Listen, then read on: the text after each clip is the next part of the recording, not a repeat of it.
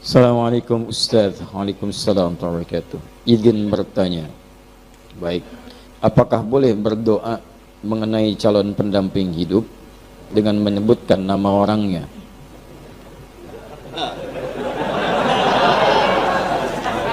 Inilah praktek apa yang saya sampaikan tadi. Ya. Orang ke masjid mau subuh dia tambah saya doa minta pendamping hidup dia. Baik, boleh nggak menyebutkan orangnya? Boleh, tidak ada larangan.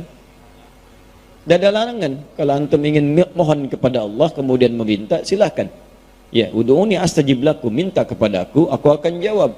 Tapi siapa yang dimintakan itu, lihat syarat-syarat perempuan yang bisa dinikahi. Ya, siapa yang antum kan calon pendamping? Siapa calon pendampingnya? Pertama, pastikan bahwa calon pendamping antum itu benar. Quran surah ke-49 ayat 13. Ya ayyuhan nasu inna khalaqnakum min dzakarin wa untha. Duhai manusia, kami ciptakan kalian dari laki-laki dan perempuan. Wa ja'alnakum syu'uban wa qabaila lita'arafu. Kami jadikan kalian mungkin beda tempat tinggal, beda kabilah, beda suku, beda mungkin RT, RW, kecamatan sampai beda negara. Lita'arafu, supaya saling mengenal. Dengan ta'aruf itu mengetahui, menjalinlah kemudian hubungan kasih sampai ke pernikahan. Tapi siapa yang menikah? Zakar dan unta. Tidak ada zakar dengan zakar atau unta dengan unta. Jadi kalau antum laki-laki, pastikan yang dimohonkan pada Allah pasangan antum perempuan. Itu kaidah pertama. Kalau antum perempuan, minta kepada Allah pasangannya laki-laki. Jelas ya? Jadi nggak ada istilahnya laki-laki. Ya Allah, anugerahkan aku si dia ya Allah. Mohon ya Allah, saya Asep, mohon jadikan Andi pasangan saya. Harus sudah menyalahi, nggak mungkin dikabul antum. Paham ya? Baik, jadi ingat. Manusia itu cuma dua, kalau bukan laki-laki, perempuan. Bagaimana Ustadz kalau perempuan pengen jadi laki-laki, laki-laki pengen jadi perempuan? Itu artinya dia sedang keluar dari fitrah kemanusiaannya. Paham? Setiap makhluk Allah berpasangan. Quran surah ke-51 ayat ke-49. Wa min kulli syai'in khalaqna zawjaini la'allakum tadhakkarun.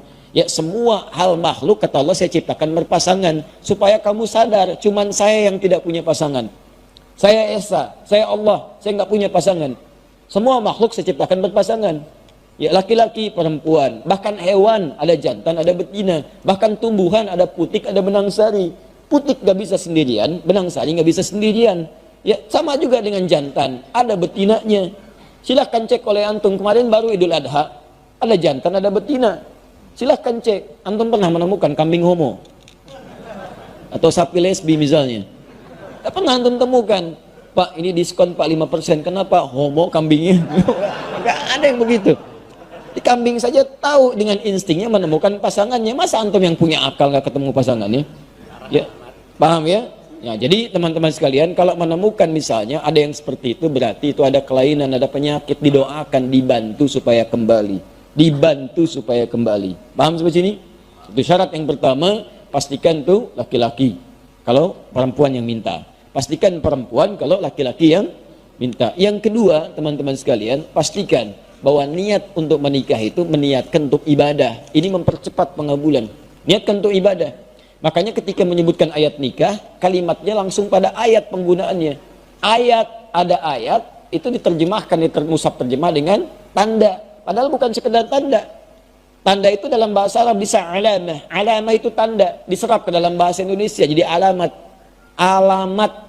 Apa itu alamat? Tanda yang mendekatkan pada tujuan. Di mana alamat Masjid Nur Said? Di sana, begitu tahu alamatnya, semakin dekat ke tujuan, mudah menjangkaunya. Nah, kalau antum ingin mendekat kepada Allah, ada tandanya. Tanda yang mendekatkan antum kepada Allah disebut dengan ayat, namanya ayat, tanda yang mendekatkan diri kepada Allah. Isi Al-Quran disebut dengan ayat. Kenapa disebut dengan ayat? Karena setiap antum baca Al-Quran, lebih dekat keadaan antum dengan Allah.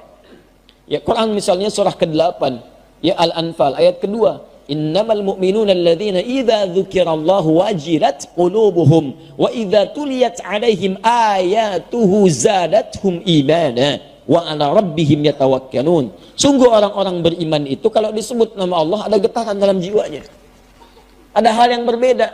Allahu Akbar, Allahu Akbar, bergetar jiwanya. Ya Allah, sudah ada panggilan. Ya, walaupun antum di kendaraan dengar azan ada getaran. Allahu Akbar, Allahu Akbar. Tahu, bentar ya. Wah, ada persoalan. Orang beriman itu beda, getaran dalam jiwanya. Wa idza tuliyat 'alaihim ayatu, kalau dibacakan sama dia ayat-ayat Allah, zadatum imana, ya, bertambah keimanannya. Wa 'ala rabbihim yatawakkalun, ada sandaran yang kuat kepada Rabbnya.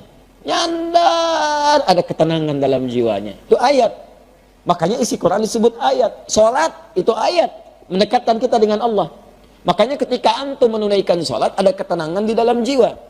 Gak percaya silahkan, ya, antum masuk tempat sholat, musola, masjid, tempatnya aja udah tenang. Puncak tempat sholat itu di Baitul Haram, Ka'bah, Masjidil Haram, itu puncaknya, kiblatnya di situ. Ketika Allah menyebutkan pertama kali Ka'bah sebagai tempat untuk pusat ibadah, disandingkan ketenangan di dalamnya. Quran surah kedua ayat 125, paling kanan pertengahan. Ya, wa idh ja'alna al-baita mathabatan lin-nasi wa amna. Dan ingat, pelajari, dalami ketika kami jadikan al-bait Ka'bah tempat pusat ibadah bagi manusia dan tempat yang menenangkan.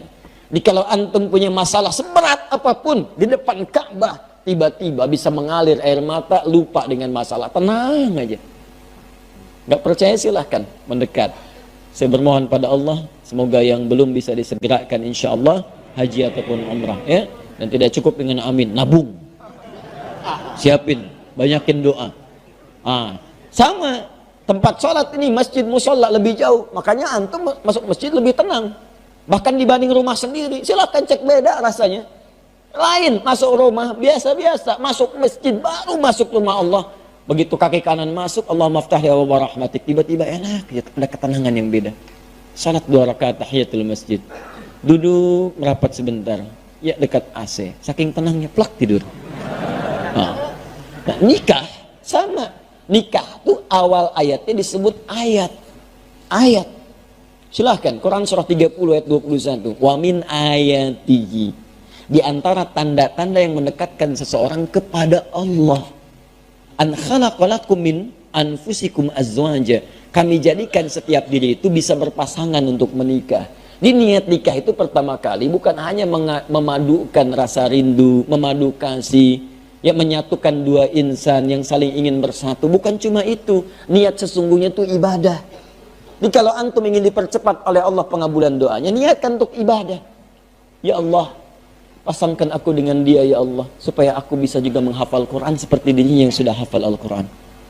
Ya Allah, jika memang engkau berkehendak dengan penyatuan ini, jadikan kami ya Allah pasangan yang selalu senantiasa menunaikan salat kepadamu, menjaga dalam kebaikan, menjauhi maksiat. Kami ingin jadi pasangan yang diabadikan olehmu sampai ke surga ya Rabb. Indah. Jadi begitu antum minta kepentingan untuk ibadah, maka Allah akan jaga itu dan mempercepat kemuliaan-kemuliaannya. Disatukan dengan yang terbaik antum. Makanya kalau ada yang sudah berumah tangga sampai sekarang belasan puluhan tahun, tapi dengan rumah tangganya belum dekat dengan Allah, pasti ada yang salah dalam rumah tangganya. Ya, paham sampai sini? Baik, makanya sekarang ini saya lihat banyak perubahan-perubahan. Orang mau menikah, maharnya itu sudah pakai bacaan Quran tambahan. Aku mau menikah, tapi kamu hafalkan dulu surat Ar-Rahman ya. Masya Allah. Saya kalau menghadiri tausiah pernikahan, sekarang bacain Ar-Rahman. Calon suaminya tuh bukan baca pakai mushaf, hafalannya. Masya Allah, sudah ada hal-hal yang baik sekarang ini. Ya, nanti kalau bapak punya anak perempuan, datang ke rumah, suruh tes bacaan Qurannya. Ya. Adik siapa? Saya Anas pak, baca surat An-Nas. Baca. Masya Allah, baca, dengerin tuh. Makhrajnya bagus. Kalau belum bagus, latihan dulu. Cari ustadz ya, yang bagus. Kalau adik siapa yang kedua? Saya Torik pak. Nah, baca Torik. Baca. Masya Allah, sesuai namanya. Bagus. Ada yang ketiga siapa? Pucat dia wajahnya. Belum jawab. Saya Imran pak. Aduh. Tapi panggilan sehari-hari kulhu. Baik. Itu ya. Minta niatkan untuk ibadah. Nanti kalau antum begitu, itu akan dipermudah. Bahkan bahasa Qurannya sederhana. Kalau kamu merasa kurang bekal, aku jadikan kaya, kata Allah setelah berumah tangga. Aku jadikan kaya. Ya yughnihimullah. Aku berikan kaya dari keutamaan yang Allah berikan kepadanya. Jadi syaratnya tadi, cari pasangan yang benar. Yang kedua, niatkan untuk ibadah. Kemudian nanti ada turunan dalam hadis Nabi dengan 4 kualifikasi. tunkahul mar'atu li arba'in, perempuan dinikahi atau antum mencari perempuan mencari laki-laki karena 4 hal. Hati-hati karena 4 hal. Motifnya kadang lima liha karena urusan hartanya, lijamaliha karena parasnya, ya, kemudian linasabiha karena urutan latar belakangnya, tapi lidiniha itu yang paling utama karena ketakwaan dan agamanya. Fadfar bidzatid dini taribat yadak. Kalau ada yang bagus agamanya, maka utamakan itu, maka Anda akan beruntung dalam kehidupan. Ya, tapi sekali lagi boleh menyebutkan nama jika memang syarat-syarat itu sudah antum siapkan, antum memenuhinya, silahkan berikhtiar kepada Allah, dan dengan catatan dia bukan istri orang lain.